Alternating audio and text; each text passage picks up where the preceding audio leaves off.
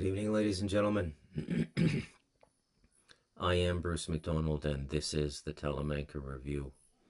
It is 8:45 p.m. on Tuesday, the 26th of November, and I've opted for the black and white look, which was relatively easy to do and requires no filter. You just change the saturation, and that's all I did. I think I got the mic right. If it's a bit low, just send me a text message. But it was a bit wailing yesterday, and it was kind of tragic because yesterday was a really good podcast. Very fortuitous that I caught that interview with Annika Lucas on the Patrick Bet David podcast, PBD. That was my sauna. Very simple, very rustic, wood burning, propane tank. Made the chimney out of 4-inch metal tubing that you use for roofing and stuff. I had a little bit left over from my last roofing project, and it's that simple.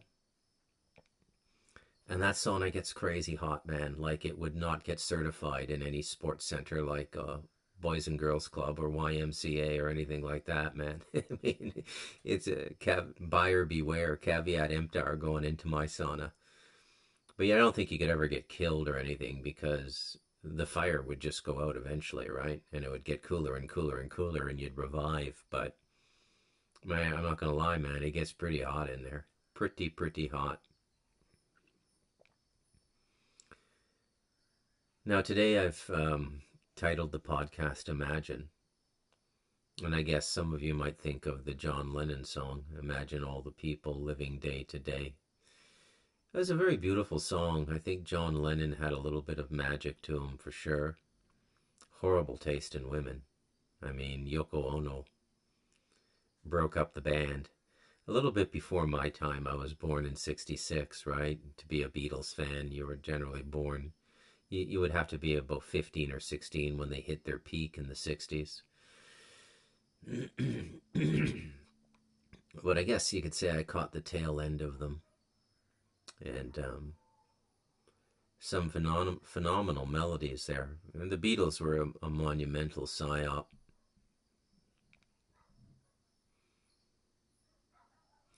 So Imagine is in reference to the world that can be. And I want you to take some time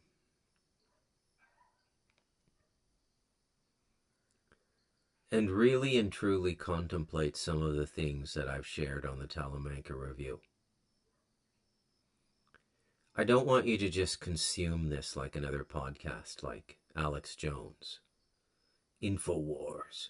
It's a war for the soul of humanity, people. Ah! That's not what this is. It's something else. It has some overlap for sure. No doubt about it. I don't see it in quite the good and evil battle that others do. And that's because I've made my peace with evil and know that God has a reason for allowing it to exist. It serves a function.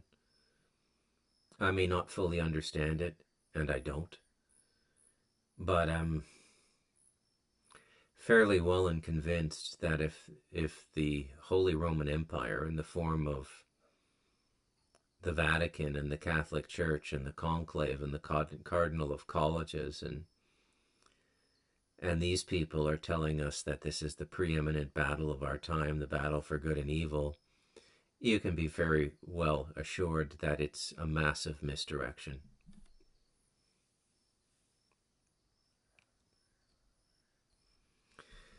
Now, I guess I don't know how old I was when I became aware of the fact that, evil played such a prominent role in Western society.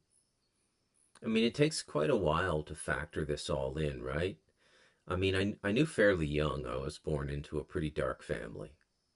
And that was an easy one to figure out because you have points of reference and points of comparison.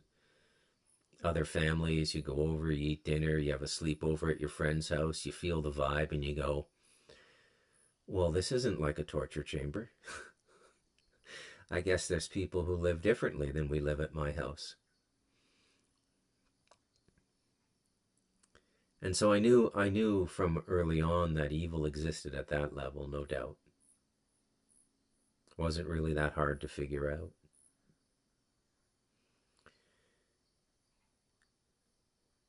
But it wasn't really evil. What was going on in my family was the product of evil, the result or consequence of evil, and living with evil practices for a long period of time. But it was not a conscious or deliberate or an intentful pursuit of evil or power.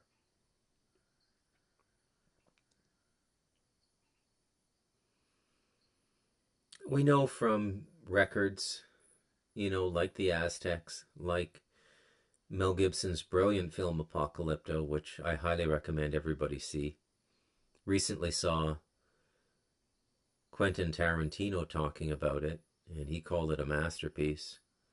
You know, to hell with what people say about Mel Gibson, that movie's a masterpiece, is what Tarantino said. And it is. Apocalypto and The Passion of the Christ are Mel's best movies. He got the most Oscars for Braveheart because that's traditional Hollywood movie, right? But his best film was no doubt Passion of the Christ, which was brilliantly rendered as telling of the story of Christ. Very moving.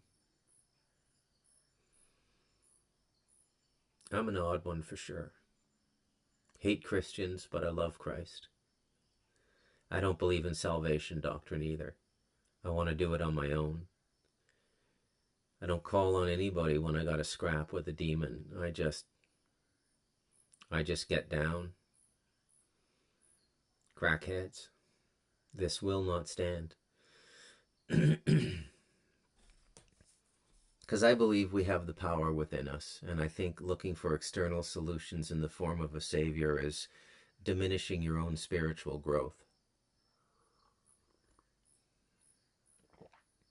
That's just how I feel about it. You don't have to agree with me. I wouldn't think less of you if you cried out for help. I had to one time. I told you this guy's the story many times. I might have been done in had Milarepa not stepped in. I was pretty tense. That's about as heavy as it gets, having a Sufi sheikh put something on you. More than one thing. That's about as heavy as a curse gets or a spiritual attack gets. And they do that a lot in Islam too, right? They're cursing people all the time. The Jews and the Muslims just love to curse people. There's more hate than love in those religions. That's when you know something's gone wrong. When there's more hate than love.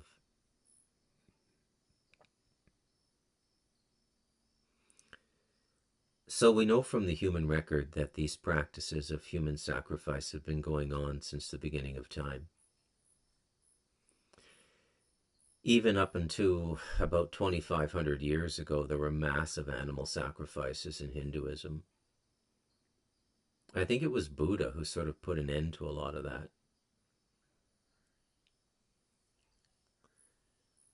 It's very interesting to note how certain things will happen globally.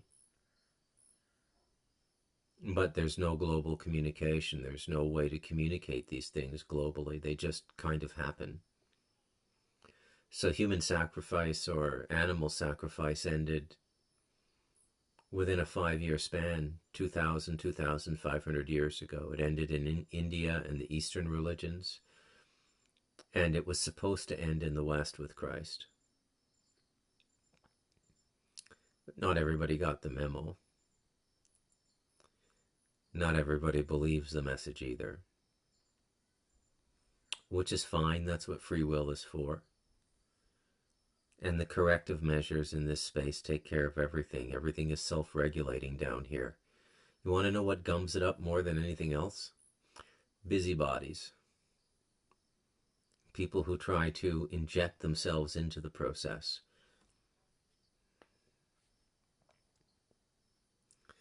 That's another popular pastime of Abrahamics.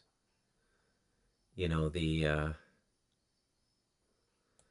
wrath of God rarely comes quickly enough for them, so They figure they'll get it going themselves. And if you're God's chosen people, why wouldn't you behave like God? If God says these kinds of people deserve to be killed, then maybe God gave you license to kill them, right? It's not a huge stretch, is it? When you start to think about it. It's the thinking about it that's difficult. I don't know why we're like that, human beings, why we have these built-in programs about where our thinking can and can't go. I've never had it. Never allowed myself to feel limitations on what I can think. Not my style at all. I'm going to think what I want to think. And I'm going to think about what I want to think about. And I've thought about just about everything. There's certain things I don't think about. Don't even want them in my consciousness. I just somehow know that they're arsenic and I don't want them in there, so I don't think about them. I'm really digging this black and white here as I look at it, and then the book covers come up in color. It's kind of a neat effect. Let me grab a vape here.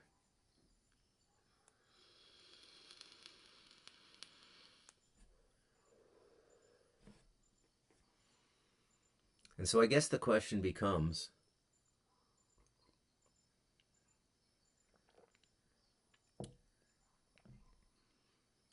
what is so perilous about this moment we're living in now? And I do agree that it is a perilous moment. And I'm not, please don't align me with the biblical people, the Islamists waiting for the return of the Imam, or the Jews waiting for their Mashiach. I think those are just astrological turnings. But there is something very daunting about the time that we live in. And I probably documented it best in The Light of Darkness, which, as I've told many people, you can have in audio format if you want. Same thing with Stardust Ranch. If you want to listen to the audio book, shoot me an email. You don't have to buy it on Audible. It's, by the way, it's the absolute worst commission on Audible. I'd rather sell a paperback any day of the week. Amazon, or the subdivision of Amazon associated with Kindle Direct Publishing that handles the audiobooks, does not allow you to set your own price. I'm allowed to set my own price on the paperbacks and the EPUBs. Not allowed to set my own price on the audiobooks. I saw an ad come up the other day that it was like 67 or 68% off the audiobook for Stardust Ranch. Buy now. And I was wondering why I was having so many audiobook sales. It was a little curious to me, because there's a lot of audiobook sales. And then you end up making about $1 per book. It's ridiculous. You know, and then Amazon makes about $7 per audiobook. You make $1 or $2. That doesn't seem like an equitable distribution. But why would it be? You know?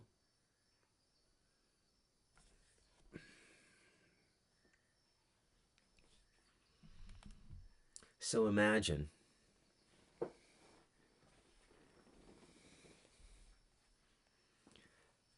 a world without all these shitheels, all these Satanists and ET Confederates, negative ET Confederates, and fucking shitheels of all kind.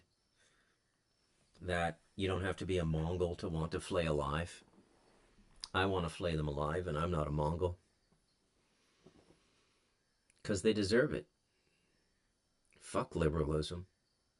Anybody who could do what these people do to children, what Annika Lucas described yesterday, and she's telling the truth, folks. I've been swimming in these waters for about 6 years now. She's telling the truth.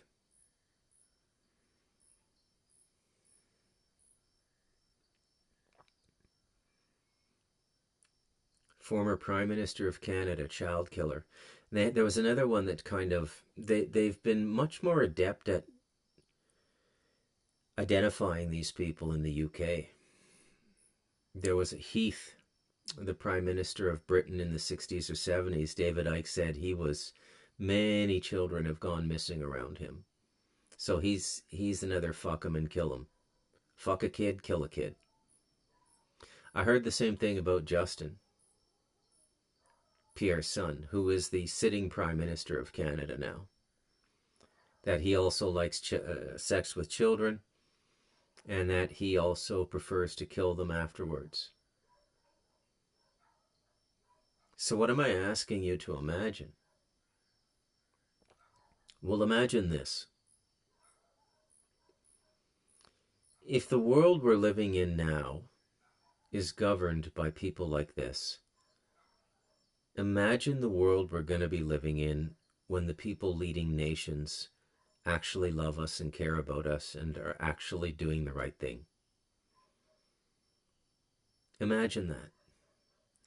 Imagine the human potential that has not yet manifested because these fucking cunts have been in power for centuries.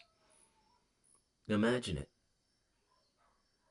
Imagine what human beings can do when we start to flourish. When we don't have this reptilian gray boot on our neck, this demonic boot on our neck. And all of their cover story artists like the fucking Jews and the Catholics and all of them really, the Mormons, the Jehovah's Witnesses, they're all at the top levels. They're all in on it, folks. They're all in on it. They're all fucking the kids. They're all in on the cult, folks.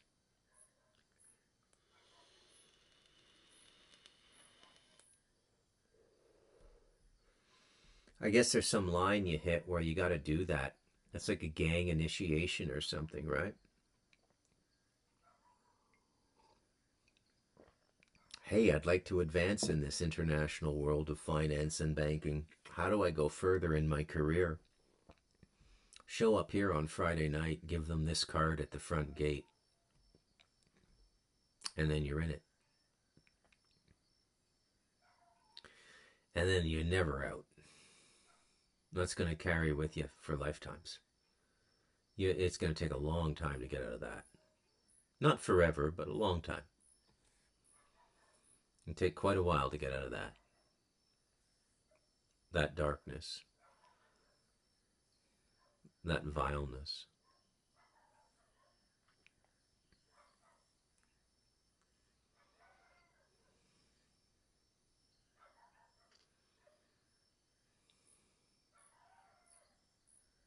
I don't know if you can hear the dogs. They're just going, but these aren't my dogs now because I'm in the back now. It's the dogs across the valley there. My brother-in-law's dogs. They're hunting dogs. I don't know why. Oh, I forgot to tell you guys. I should show you the picture. I don't think my wife sent it to me, but it's on her phone. One of my neighbors killed a coyote up here. Never seen a coyote up here. Everybody's a bit surprised, but it's definitely a coyote. But it is huge. Like way bigger than a coyote normally is. I would say it's closer to being a small wolf. And Central America is not known for wild pack dogs like that. It's the one thing the biosphere here is missing is wild dogs. We have them in North America. We have fox. We have coyotes. We have wolves. They have them in Africa. They have hyenas. Jackals. There's all kinds of wild dogs in Africa. India, I think, I don't think they have any wild dogs. They might have forest dogs, yeah. Kind of a forest dog. But one of the curious things about Central America is I noticed this a few years ago, is there's not really any wild dogs like a wolf or a coyote and, pack animals. So this marks a very interesting turn for my life on the mountain here. And this was definitely a coyote.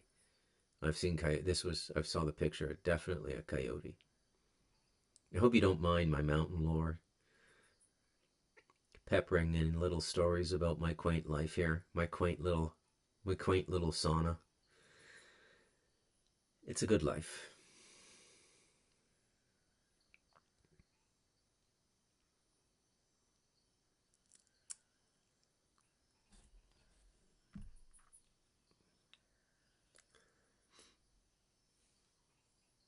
So the reason the time we're in now is so foreboding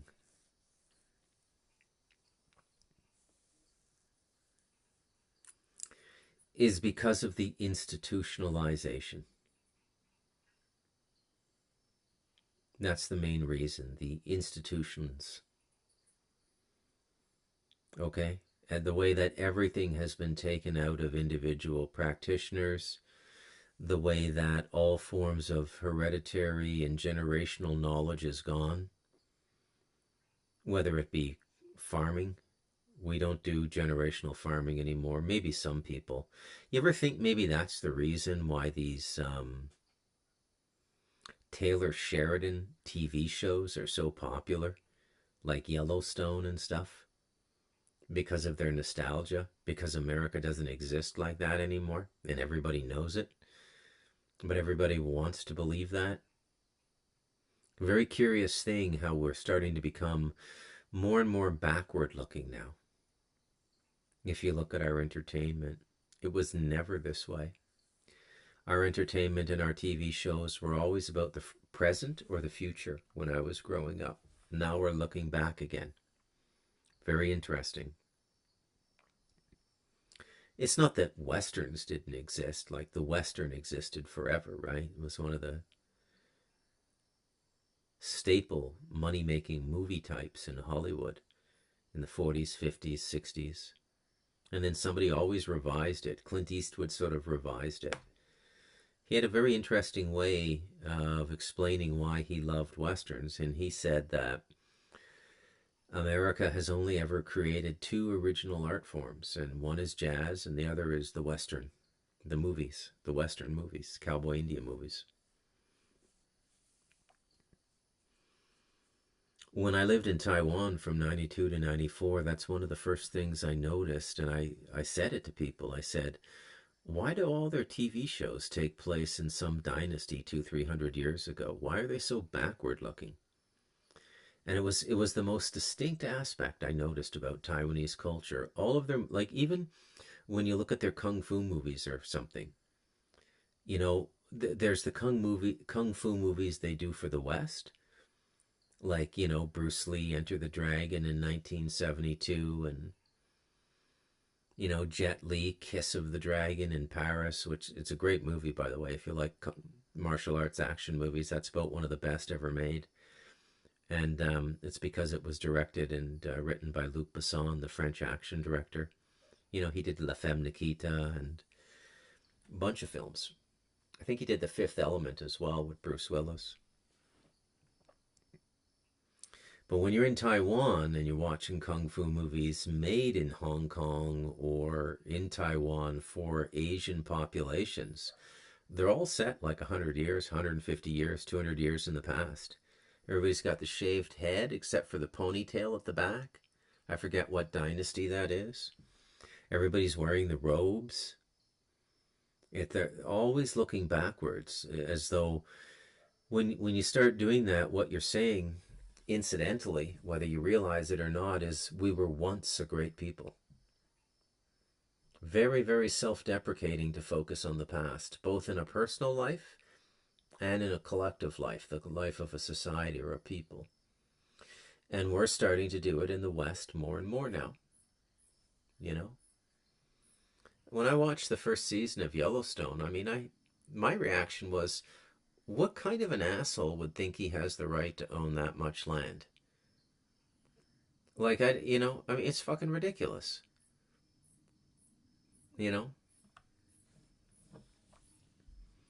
Dutton. The Duttons. 142 years of ranching. Nobody has the right to own that much land. It should be taxed to such a level that no individual proprietor could own that much land. And as far as I'm concerned, and I know maybe that sounds a bit harsh to you folks, but that's how I feel about it, right? You don't need, I think people have the right to own land to live in a sustenance manner. I think the opportunity to live by sustenance should always exist. Nobody should be forced into a city, into an apartment, or into a condominium. But For sustenance living, you only need like 1 or 2 hectares, which is like 5 acres for a family of 5 or 6. If you garden properly, build properly, take care of your chickens, keep a pig pen, plant some fruit trees, and get a large garden and some staple crops like potatoes or yucca, you don't need any more than 5 acres and a water supply. That's all you need. It's all human beings need. The rest is just what we want. But that's all you need is a few acres. It's all we've ever really had for most of history was a few acres.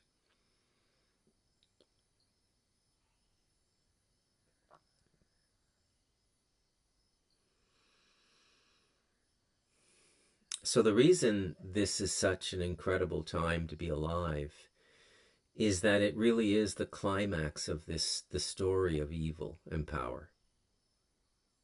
That's why it's such a fascinating time to be alive. Because power and evil can't get through this passage in history without revealing itself. It can't go any forward in secret, any more forward in secrecy. There has to be an open declaration of it. And this is why so many of these people are coming forward now. And again, I'll say that Anneka Lucas is a genuine survivor of these cults. She really probably, I don't know, but I don't think she's lying. She really was the property of David Rockefeller. She really was pimped out as an 8-9-year-old little girl to people like Pierre Elliott Trudeau. These are the people running the world, folks. Not at all who we thought they were they?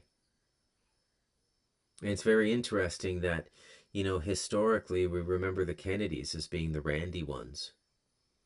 Slightly immoral. Those immoral liberals.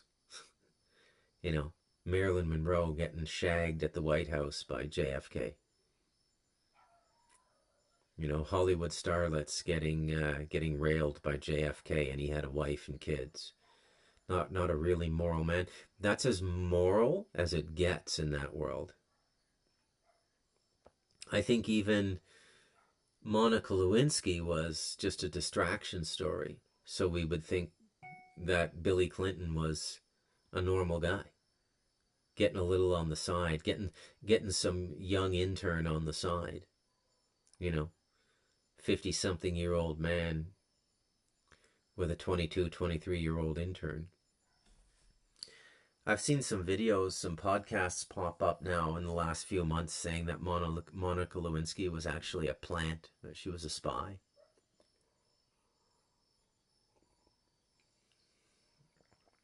Very interesting.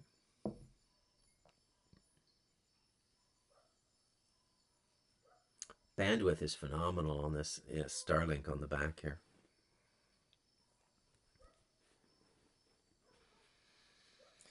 So this is our make or break moment, folks. That's why it's so important. That's why you feel it. You might not even know what you're feeling or why you're feeling it, but this is what you're feeling. That we're at a make or break moment now in human history. That if they get this technology into us, and they've already started with the injections, when they combine that with the outer circuitry, they will be able to affect thinking, mood, everything. It will be a complete and total takeover of the human race. And all of the institutions that have governed us up until now have been leading us up to this point. And if this was the goal all along, you have to take another look at history and realize that pretty much everyone we call a villain in the last 150 years is probably actually somebody who figured out what was going on and said, I'm going to fight this.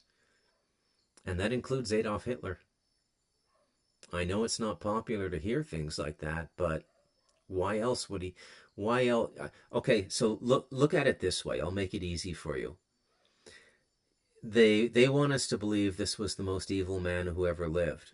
Okay? How much more evil than what they're doing right in front of us right now?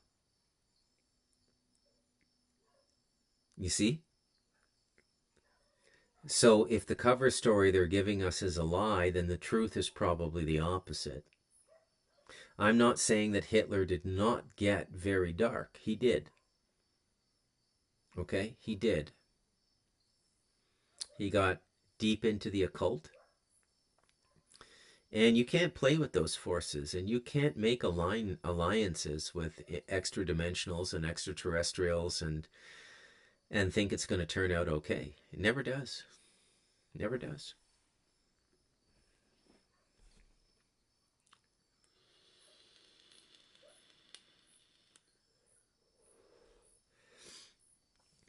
You ever notice that how much we let slide? Not many people notice that either. Well, if the occult is as powerful as I think it is, and as most of you who listen to me think or know it is, if Hitler and the SS got that steeped in the occult, how did we beat them? You don't see any of those questions answered on the evil Nazi documentaries the Jews are constantly putting out, do you? How'd we beat them? You can't win a gunfight with a knife. And you can't win a war that uses occult technology without using occult technology. Once you start to figure it out and put the pieces of the puzzle together, the picture comes into focus very quickly. But some of you may regret that I showed you the picture, because it's ugly. But it can't be avoided now, because all the bullshit is ending now. They can't keep it up any longer. They have to tell the truth now. And the truth is, they hate us. They want to kill most of us and then just keep some of us alive for some form of slavery, sex slavery, just to keep the genome going. It's very ugly, very anti-human. And why wouldn't it be? It's extraterrestrial.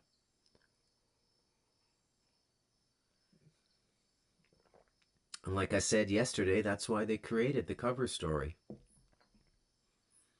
There was a great war in heaven and the angels rebelled. Fuck off. Right? You want me to have faith in a God who fucked up creation at stage 2 of a 10-step process? He fucked up at the second step, and you want me to have faith in the guy? So everything from step 2 to step 10 is fucked because a third of the angels rebelled, and this is the guy we're supposed to have faith in, the creator? Fuck off. I mean, once you start to figure it out, you can hardly even believe there's people who believe it. Okay? It's fucking ridiculous. And that includes all these fucking morons who go balls deep on the Gnostics and all this bullshit, okay? It's fucking extraterrestrials. Somebody who knows Howdy, send him an email, please. Just save him the fucking trouble. You know, just he'll figure it out in 6 months or a year with all the research he's done on the Gnostics. Once he's properly introduced to the ET material, he'll have one of these oh fuck moments, and he'll get it. And then he'll be a useful public voice. Fucking Gnostics. You ever, and that's all part of the scam too, eh? They just, because they knew people, as the technology began to aggregate, as knowledge started to be shared, public libraries, and all of this is relatively new. There really weren't public libraries 100 years ago, not the way there are now. And then the internet. And all of this explosion of information. And they knew that, look, people are going to figure this out, but to meet the requirements of executing their plan, they had to meet a certain disclosure threshold for what we'll call universal law. Okay? Now they game it a bit. They don't come right out and tell you what you're consenting to, but they're getting closer and closer now.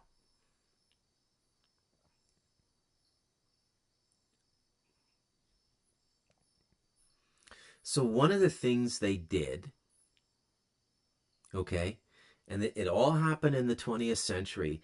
It's all always some fucking illiterate 12-year-old kid sheep herding. Ooh, isn't that biblical? A sheep herder. And he just happens to find this clay pot sealed with wax, hermetically sealed, in a little crevice in a cave, right? Been there 1900 years, 2400 years. And on this one particular day, he decides to go in. And oh, lo and behold, it's the Nag Hammadi Library, the Gnostic Scriptures. Oh! Immediately the authorities are notified. King, king, king, king, get me the Vatican, please. You know? And then they do the Dead Sea Scrolls, a Book of fucking Enoch. It's all a big jerk-off, folks. To keep you fucking spinning in this shit. People lose years in this shit. You know? Like this fucking jerk-off Billy Carson. Right? The black dude. He's just pure disinformation. He's either stupid or he's controlled opposition. Okay? I'm leaning towards stupid. Okay? Listen to his what he says about the Masons.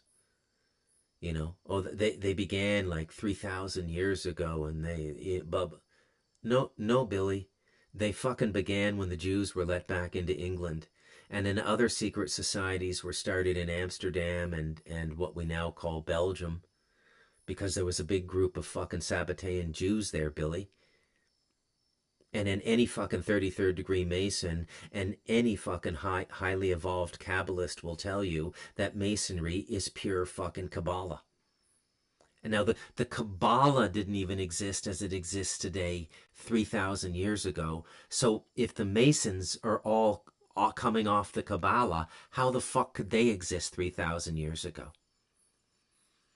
And there's no fucking podcast that will not get that golden calf on now, Billy Carson. You know, no offense to the guy. He seems like a nice guy. You know, people will do anything for money, a little bit of fame. And you can throw the fame out. People will do anything for money. You know, they'll continue to inject things into people's arms even when they know it's killing and maiming people because their salary, benefits, and pension are tied to it. You tell me what's the difference between that person and a fucking serial killer? Nothing. Look at it from the eyes of God. What's the difference between the two? Nothing.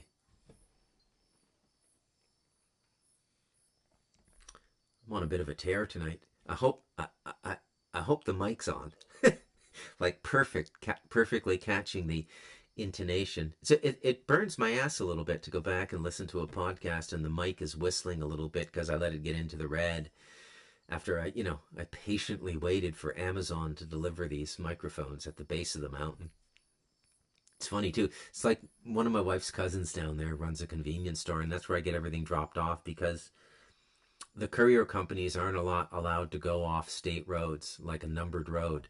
So my stuff has to be dropped off at Highway 32, or they're allowed to go 4 kilometers off of a national road, but I'm 7 kilometers, so my stuff always goes to the base of the mountain. Yeah, Nag Hammadi Library. Ooh, Shepherd Boy. Same thing with the Dead Sea Scrolls. Shepherd Boy finds face in cave. You know, Jesus Christ, it's the fucking National Enquirer from even stupider than a National Enquirer, and people fall for it and fall for it and fall for it. Right? When all you've ever really needed to do to know God is practice the habit of silence for 30 minutes to 60 minutes a day diligently, and you'll experience God at some point. Okay? But people love this shit. It ties into their ego, and then, just a bunch of fucking nonsense.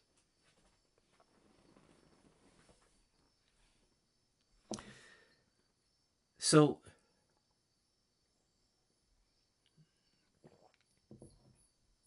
this is the critical moment now, because the institutions have served their purpose, and we are no longer, as human beings, going to be served by the institutions, but we're going to be absorbed by them technologically if we don't stop this now.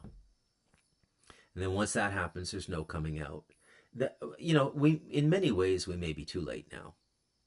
I mean, I don't like to talk this way publicly a lot because it spooks people, but I live in a reality where it's no big deal. I mean, God can just, boom, create a whole new species, a whole new planet, a whole new universe. You think this one was created by luck? You think this planet we live on, God got lucky and he can't do it again? No. No. It's fucking ridiculous. God can do anything, right? I have a lot of faith. A lot more than most people who live by faith.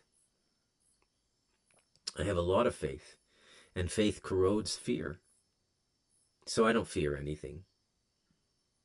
Death of the body, death of the astral body. I don't fear anything. Lo, though I walk through the valley of a shadow of doubt, I know no fear. I always like the Psalms. Them and the Gospels. But I wouldn't read the Psalms too much. Yeah, them Gnostics. The Archons got us, folks. It's fucking ETs, folks. It's extraterrestrials. This has been an extraterrestrial experiment since day one. The Elohim were extraterrestrials. The Anunnaki were extraterrestrials. We are being visited and farmed and looked at by extraterrestrials all the time. Some of them are good. Some of them are very self-serving. We're nothing but liquid. We're nothing but a narcotic to them. The same way we would distill wheat to a Scotch whiskey, they find ways to use our body and our psychic energy to generate pleasurable substances for them. That's all we are to them. Drugs. A drug bag. And they taught human beings this shit too with the adrenochrome.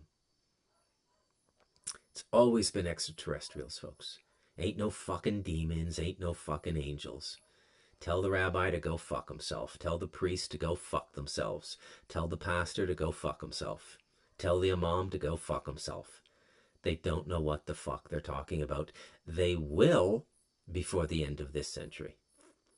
Which is why I can speak so openly now. Because I know what's coming. Okay? They'll try to game it at first. They'll try to, Project Bluebeam is one of the funniest things on the books. A fake alien invasion. So you're going to convince the human race, who's been occupied and controlled by extraterrestrials since the beginning, that they're being invaded by negative extraterrestrials. Is that the story? And it all begins in a hermetically sealed clay vase in a small crevice cave in what we used to call Palestine, folks. You can't fucking make this shit up. I dare you to even try. Fucking stupid.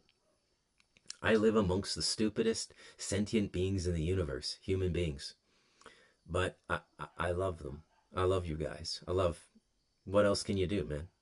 There's nothing else to do at this point but love people.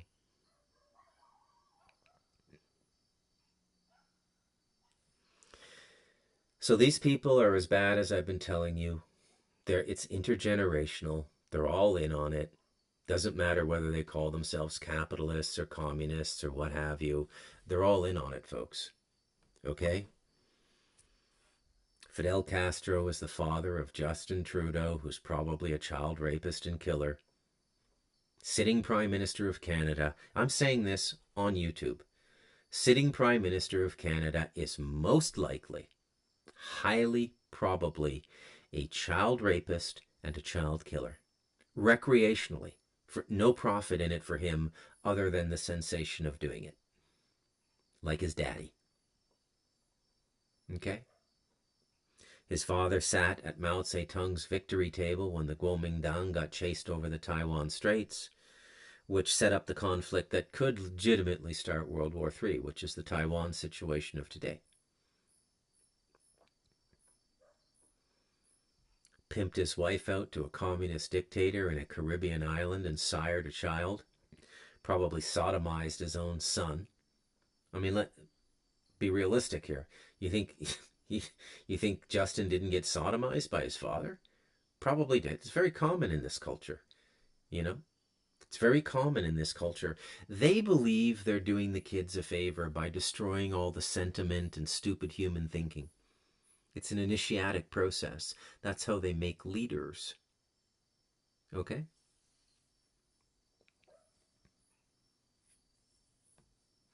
I was talking to Kat today, and I asked her if she'd ever, in her journeys through the circuits in Belgium, come across Anneke Lucas, and she said she's known of her for a number of years since she went public, but they didn't travel in the same circles together, and she never met her at any rituals or anything like that. So I don't have any first-hand update for you on Anneke Lucas. I'm only telling you what I remember Corinne having said.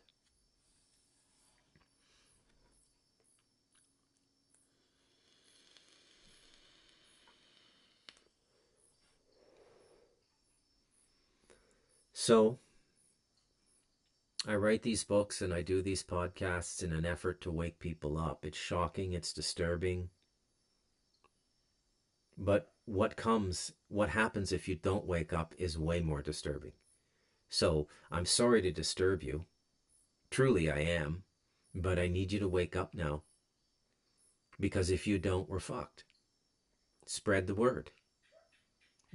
There's part of a life you can live alone, and then there's part of a life you live together. Everybody really lives together. Okay? Even the most hermetic person in the world is doing what they're doing for the benefit of humanity.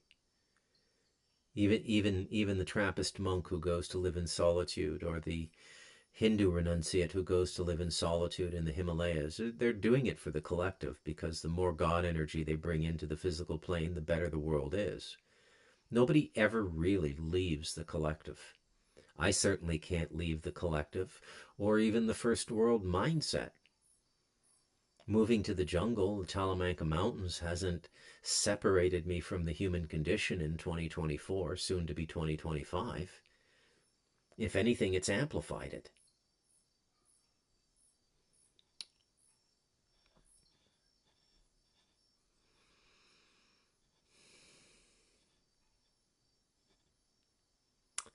Yeah, so I think that's good enough for tonight. I'm Bruce McDonald, ladies and gentlemen, in black and white, and this has been the Talamanca Review.